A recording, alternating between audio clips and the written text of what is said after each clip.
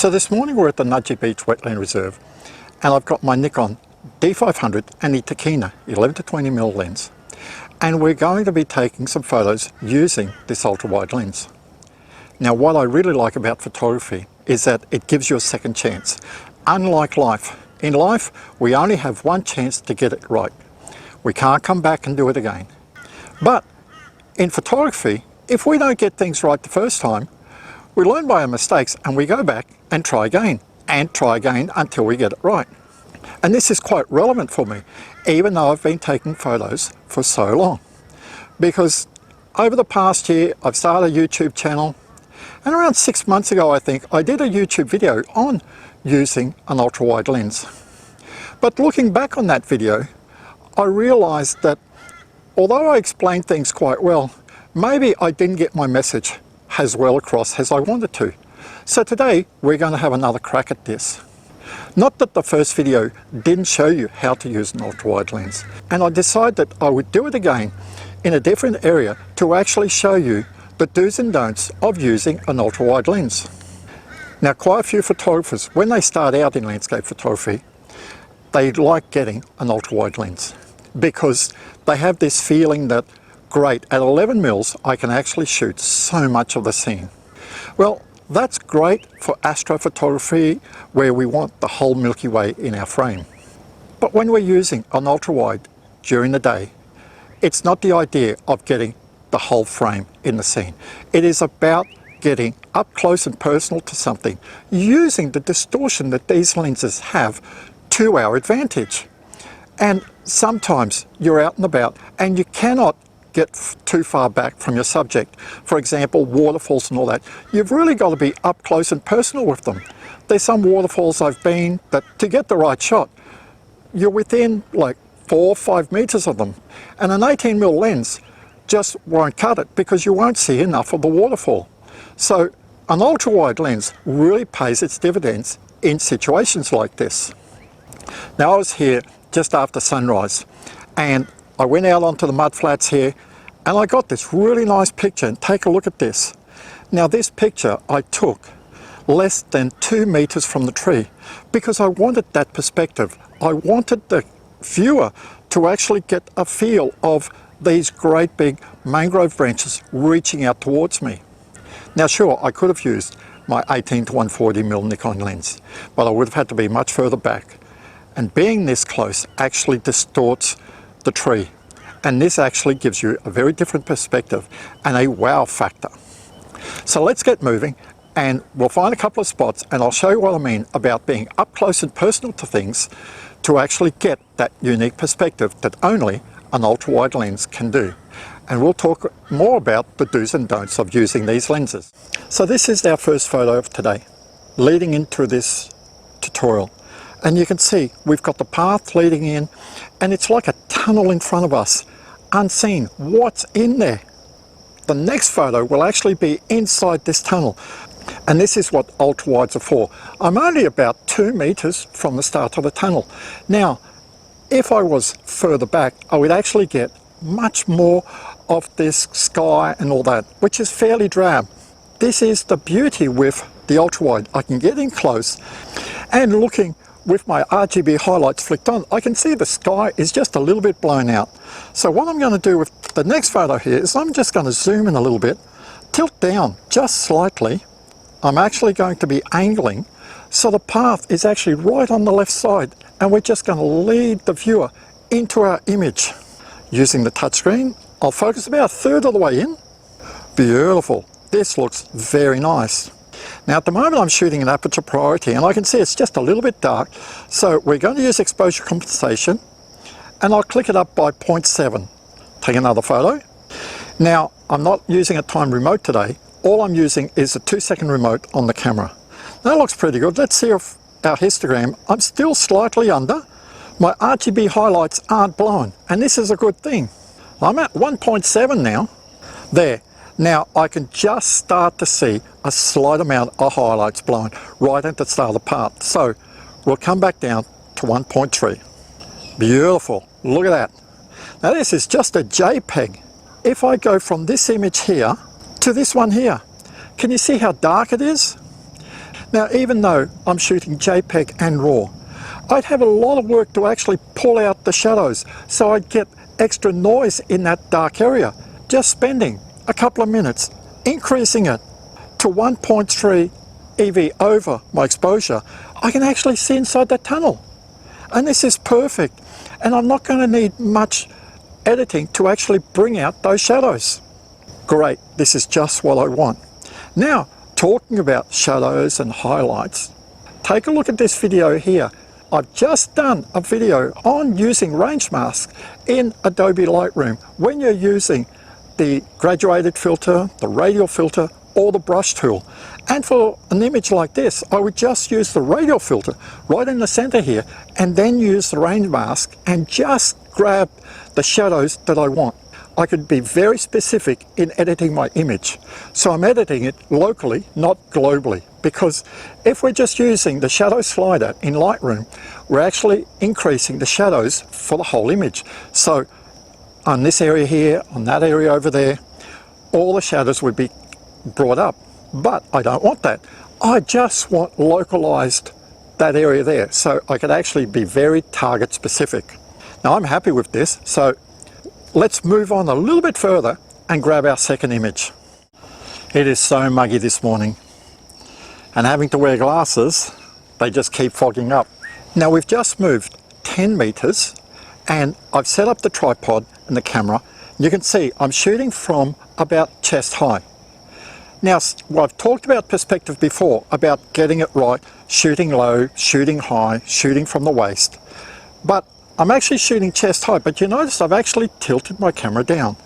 The reason for this is I actually want the perspective that you can actually see now. Can you see how the path actually looks so wide? It looks fat right at the front, and then it just goes so skinny. Now, if I was shooting more straight on, I wouldn't get that feel. So I don't get that wow factor that I'm after when using an ultra-wide. And this is the main reason I like ultra-wides. And this is the reason you should be using them too. Don't worry about the distortion most of the time. If you buy an ultra-wide, you have to understand you're going to get distortion. You're going to get a perspective that is not normal compared to a normal zoom lens. So let's say my Nikon 18 to 140mm lens, if I was using it like this, I wouldn't get this type of image. I would get less distortion. That's great sometimes, but when I'm out and about in this sort of environment, I want to distort it. I wanted to give it like a different feel. And using an ultra-wide like this is so good because you can see I've started from the right hand corner and it's around 2/3 of the image, and it just leads you in. And the viewer's mind is thinking, what is over there? What is at the end of the image? So it's so good doing it this way. Now I've changed from aperture priority to manual. So I just want to control a little bit more. And if I'm looking at the RGB highlights, the only place that I can see blown out is right in the bright area over there. So I can actually reduce my exposure down just slightly. So we were shooting at 1/3 of a second. I'll come down to 1/5 of a second. We'll take a photo, and I'm on f8. Now this is 1/8 of a second. The highlights are still blown just a little bit, and this is 1/5. Now I'll accept 1/5 here. So this is another nice shot. Let's get moving a little bit more, and let's try to find a mangrove where we can actually use this distortion, get up close and personal to a mangrove. So take a look at this huge mangrove in front of us here. I'm about 3 meters from it, and I'm shooting at 11 mils. And look at this. Look at this beautiful image that's in front of me here. And you can see this is why I guess I harp on about why I like shooting ultra-wides, because you get up close and personal. If I'm shooting at 18 mils here, I would actually be a couple of meters further back and I'd be amongst mangroves. Plus I'd have all this sort of extra stuff crowding into my image. I couldn't get this solitude of this mangrove in my photo. So I'm very happy with this shot that you've seen. But if I wanted a little bit more detail in my sky there, then I would have to do a bracketed exposure.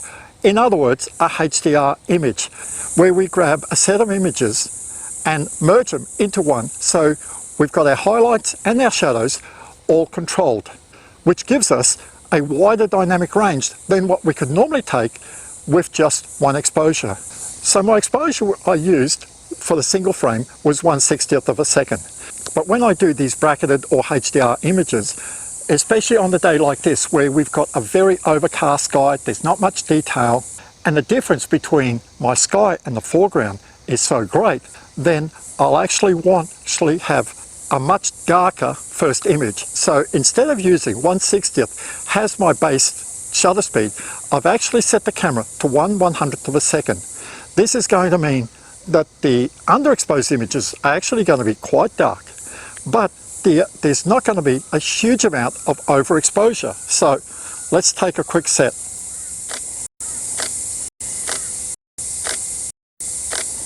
Perfect. That is just what I liked. Now take a look at the edited image that I took at 1/60th of a second. This is a single frame.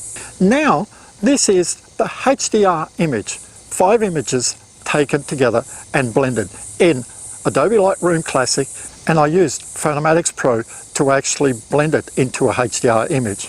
Can you see now that my dynamic range in this image is much wider than the other image?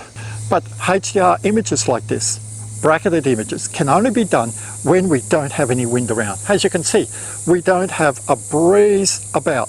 The day is totally still, and this is why it's so muggy here this morning. But if there was a bit of breeze around, then I wouldn't even attempt to bracket the images, because I'd actually get movement in the leaves. And I don't want that. I want nice crisp leaves, because if you've got movement in the leaves and all that, it just doesn't look right. So now we're just going to walk to a path here where there's a nice rest area. This will be our last photo for today. Now before I show you this location here, take a look at these photos that I took on the boardwalk a bit further back, but I couldn't record because there was just no room. The first photo here, look at it. You can see it's quite nice, but it was just taken head on. And to me, it's just too crowded. Your eye just can't go anywhere. You're just looking. There's wooden seats, there's a railing, there's a nice sky in the back here. But take a look at this shot here. All I've done is just moved my tripod 50 centimeters to the right and angled the camera a little bit. Both of these were taken at 11mm. Now can you see the difference in perspective? And this is so important when we're out and about. Be very mindful of how you photograph a scene, because if it's too crowded, it just won't look interesting. Now let's check out this image here that I took. Now take a look at this image. This is what I just captured here, because the area we're in is actually a few kilometres of a walk. So the council has built rest areas where we can just sit down and have a break. If we're with some friends, we can have a chit chat. And I've used the perspective of the ultra wide at 11mm to actually get a feel of what this place is like. So that photo was taken 11mm. Now I'll actually bring it up to 18mm and look at the difference in perspective when we take the photo. So look at the 18mm photo. It's just crowded. You can't really see anything at all. But at 11mm, look at this. This is so different. And this is what I guess I failed to actually explain properly in that first video tutorial that I did. But here it is so evident, because we're actually very limited in space. This is what an ultra-wide is designed for. It's designed for places like this, where you don't have much room to move.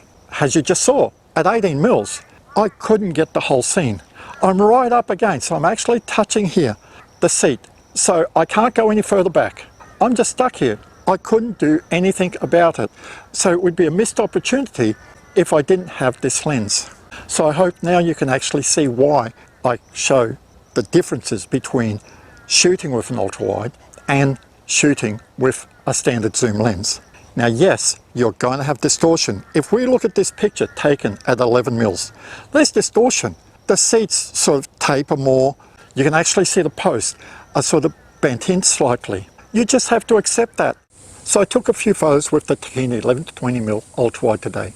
And I hope that these photos help you understand the do's and don'ts of how to use an ultra-wide lens, when to use these types of lenses, and also when these lenses are just not suitable.